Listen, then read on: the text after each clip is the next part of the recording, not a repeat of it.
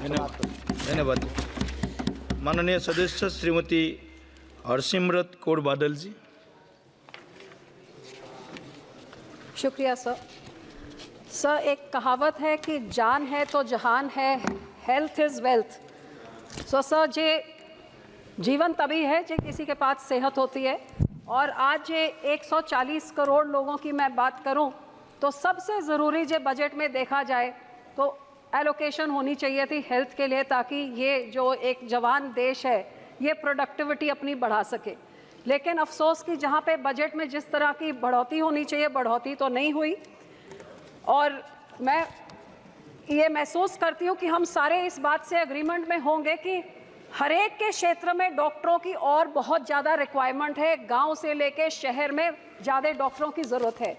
ये ज़रूरत तभी पूरी हो सकती है जो और मेडिकल कॉलेजेस और इंस्टीट्यूट्स बनाए जाए, आइलाइड सर्विसेज वाले, जो इस तरफ सरकार ध्यान देगी तभी तो और डॉक्टर्स बनेंगे।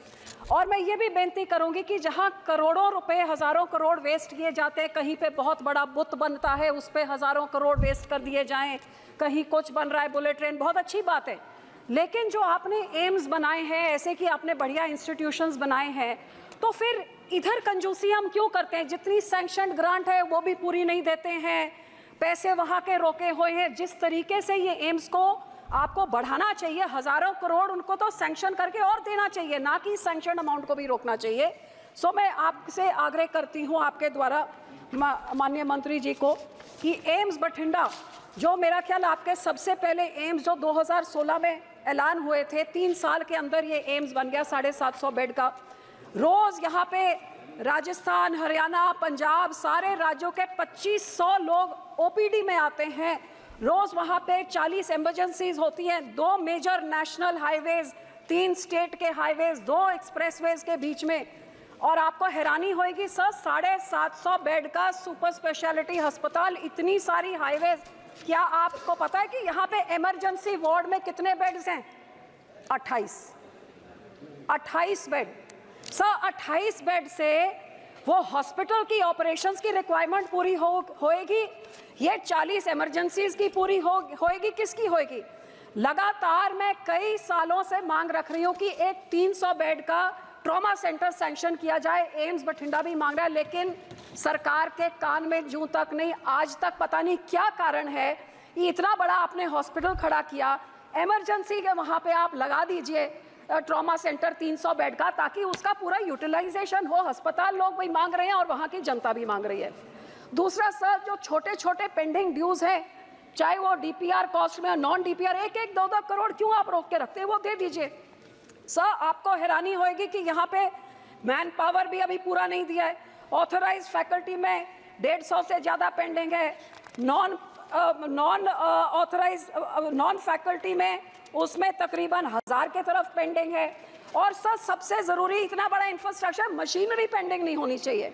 मेरा क्षेत्र एक ऐसा है जहाँ इतना ज़्यादा कैंसर है कि मेरे यहाँ जब मैं MP बनी थी, एक कैंसर ट्रेन जाती थी, सिर्फ कैंसर पेशेंट से पंजाब से लेके उनको बीकानेर जाती थी। हमारी सरकार आई, हमारे कैंसर के अस्पताल वगैरह बनाए, चलो अब यहाँ पे इलाज शुरू हो गया। लेकिन इस बड़े सारे एम्स में सब पेट स्कैन की मशीन आज तक नहीं दी है। अब इतना ज़्यादा कैंसर की, एक कैंसर की ट्रेन वहाँ से जाए, लगातार कितनी चिट्ठियाँ लिखी है, मांग रखी है, कम से कम पेट स्कैन की मशीनरी तो दे दीजिए। 7% कैंसर के केसेस हमारे पंजाब में हर साल बढ़ रहे हैं। एक गरीब को कितनी बड़ी मदद होगी? आपने दवाइयों में टैक्स हटा दिया, बहुत अच्छी बात, लेकिन मशीन तो आप दे दीजिए। और इसमें सबसे ज़्यादा पीड़ित औरतों, जिनका ब्रेस्ट और सर्वाइकल कैंसर सबसे ज़्यादा है, तकरीबन 23,000 डेथ्स हर साल होती हैं। सो ये मैं मांग करती हूँ। दूसरी sir, high and ICU ventilators. आपको हैरानी होगी, मेरी पूरी कॉन्स्टिट्यूंसी में किसी अस्पताल में एक वेंटिलेटर वाली एम्बुलेंस तक भी नहीं है, जो लोगों को नज़दीक के साथ में जहाँ पे भी उनको हेल्थ केयर मिल सकता है। सो इसे एम्स में high and ventilator for the hospital और एक ambulance with a ventilator. Sir, दूसरा, मुझे इस बात का मान है कि हमारे इस अस्पताल ने already live donor kidney transplant शुरू कर दिया है, और वहाँ पे अस्पताल ने लिख के भेजा है कि इनको दे दी जाए जो SOTTO, state organ tissue transplant, जो इनको महत्वता देती है, ये दे दी ताकि ये हार्ट में भी शुरू हो जाए। ये पेंडिंग कब से पड़ा हुआ है नेशनल के साथ। मैं विनती करती हूँ डॉक्टर मंत्री जी को कि ये दिलवा दीजिए। सब बाकी जो दूसरी चीज़ें हैं कि वहाँ पे डॉक्टरों के रहने का स्टाफ अकोमोडेशन अभी तक नहीं बना है, हॉस्टल में कमरे कम हैं, तो ये जब डॉक्टर रहेंगे नहीं कैंपस के अंदर तो इमरजेंसी के लिए अवेलेबल कहाँ होंगे और पेशेंट्स को बोलना पड़ता है। सो ज़रूर मैं बेनती करती हूँ इधर उधर पैसे खर्चने के बजाय जो प्रीमियर इंस्टीट्यूशंस आपने बनाए कम से कम उधर के पैसे आप पूरे करिए। सर दूसरी मैं ये मांग करूँगी कि पंजाब की स्टेट की सरकार अपनी आम आदमी की सियासत चमकाने के लिए और सेंटर की जो टसल रीब्रांडिंग हमारे नेशनल हेल्थ मिशन में करोड़ों रुपए आज बता रहे थे मंत्री जी भी कि कितने रुपए रोक दिए गए क्योंकि आयुष्मान भारत का भी जो स्टेट का हिस्सा होता है वो हमारी स्टेट की सरकार ने नहीं भरा, तो लोग इसके लाभ से वंचित हो रहे हैं।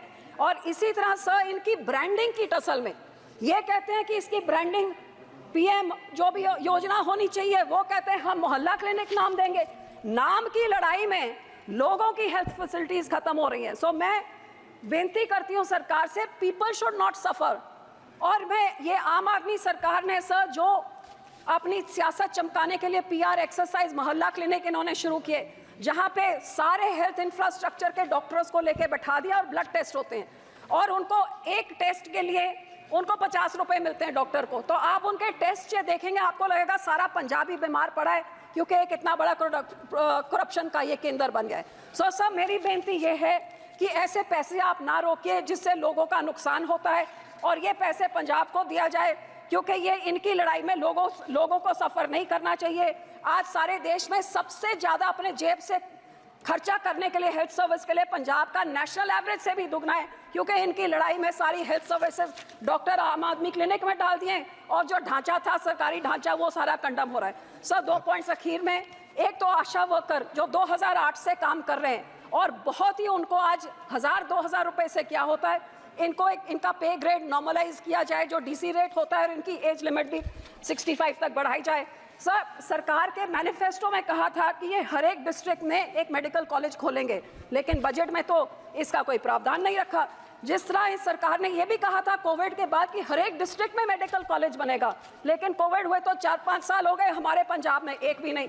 सो सर मैं बेनती करती हूँ कि हमारे एम्स का एक सेंटर मानसा जो मेरे ज़िले में है उधर खोला जाए।